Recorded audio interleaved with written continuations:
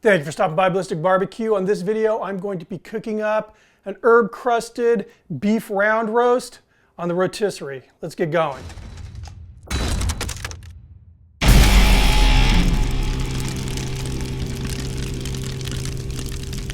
After my last video where I cooked a pork loin on my big green egg using the Joetisserie ring, I received a lot of requests basically to do a more specific video kind of addressing that Joetisserie ring. I don't think a lot of people knew that you could use those on other brand cookers. So that's what we're doing today.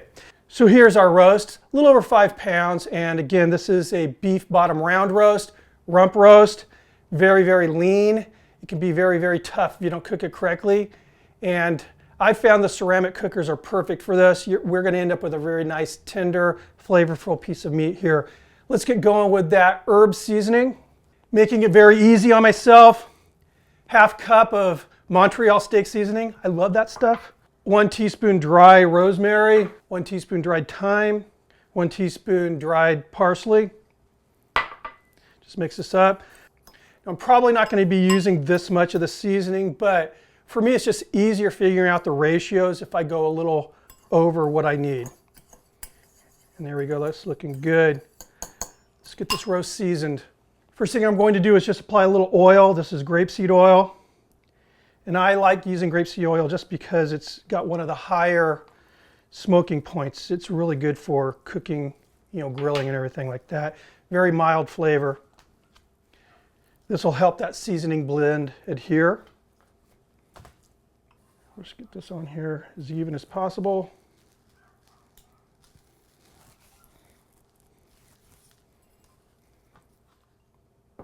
And there we are. We still have enough rub for a couple steaks. Let me get this thing on the spit. Easy stuff. So I have the spit here. You'll notice like on other rotisseries there's no handle. That's because both ends actually set in that Joetisserie ring. So let's go ahead and get this stuck through the meat here. Just right dead center.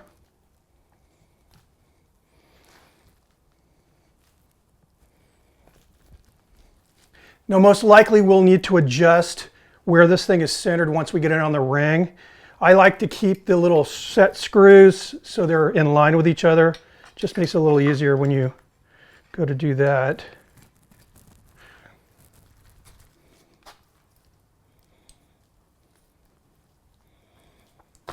Good to go. I have the big green egg preheated to 250 degrees. Meet you guys out on the patio. I have my big green egg running at 250 degrees, a little bit of hickory going on right now. And whenever I'm going to be using the Joetisserie ring, I like to preheat the cooker without the ring in place, just simply because, let's see if you can see this here, there are some little gaps here, some recesses for the rod to go through. And I've found that if you try to preheat this and set a target temp with the ring in place without the Joetisserie rod, without the spit kind of filling up these gaps, it's just difficult to get that really dialed in temp. So for me, I like to do it without the ring. Once I get the ring in place, I may have to tweak the dampers just very slightly, but it's usually very slight. Anyway, it's a pretty cool setup. It's made out of pretty thick aluminum, and I'm guessing it's like a powder coating. And it actually is cut here. There's a bevel to where it compensates for the lid, opening and closing. You'll see once I get it in. Now, one thing because of the motor, if you have the helping hands, the little shelves here on your cooker, you'll have to have this side down just because this is, the motor will be there. Anyway, let's get this open.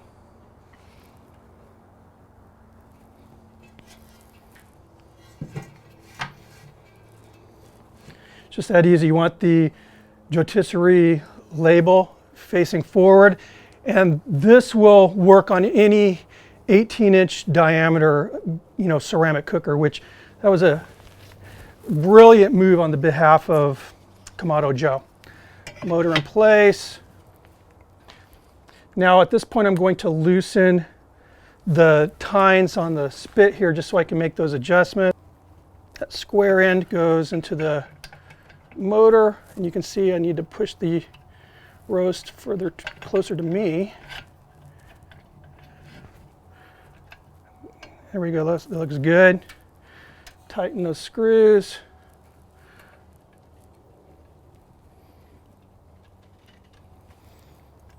Motor on, and we are cooking with a rotisserie on a ceramic. How cool is that? And you can see, because of that bevel, we have a really nice seal here. All right, so I'm going to monitor this cook again. I'm going to keep it running at 250. I want to make this lean, tough piece of meat a very tender piece of meat, and I'll be pulling it once it hits about 130. We're going for that, medium rare. That's what I like. See you guys in a bit. Okay, a little update. We've been cooking now a little over 2 hours, getting closer to my target temp. What I'm going to do now is open up the dampers, and I'm going to kick the temperature up 325 to 350. Now I want to work on developing that nice crust on the outside of the meat. The roast just hit the target temp. Check it out. Gorgeous, gorgeous, gorgeous. I'm going to pull this thing off the egg now. Take it in the house. We're going to let it rest 20-30 minutes, slice it up and give it a try. Meet you guys in the kitchen. And here we are, all rested. Smells amazing. Total cook time is about 2 hours, 40 minutes. We're ready to carve this bad boy.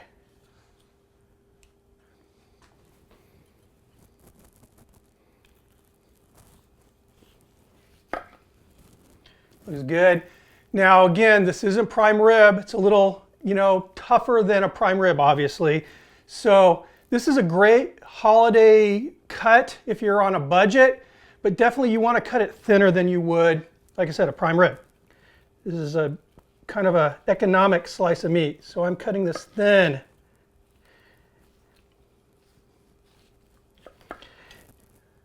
Now, if I were to make a sandwich, I would actually want to shave it. Not really caring too much whether or not they're, the perfect shaped cuts. I just want really thin cuts.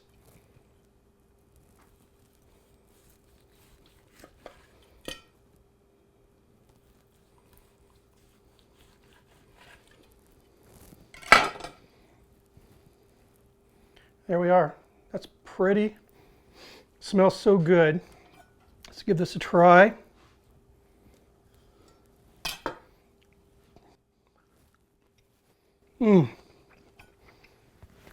So good. So good. Wow. Those of you that asked me to do a more in-depth video on the Joetisserie ring, thank you very much.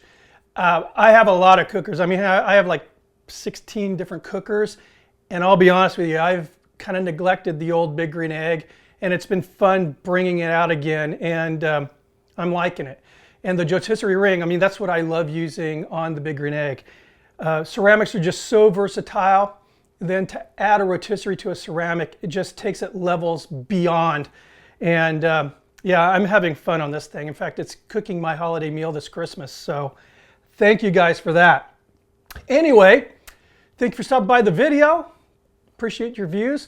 My last video, someone asked me, hey, what beer are you drinking? And because I didn't mention it, I've consumed it on camera a zillion times, but it's my favorite Mexican beer. It's Modelo Negra, and it's basically a Belgian lager, but just really, really good. I mean, it's a very easy drink, kind of a medium body, and wonderful flavor.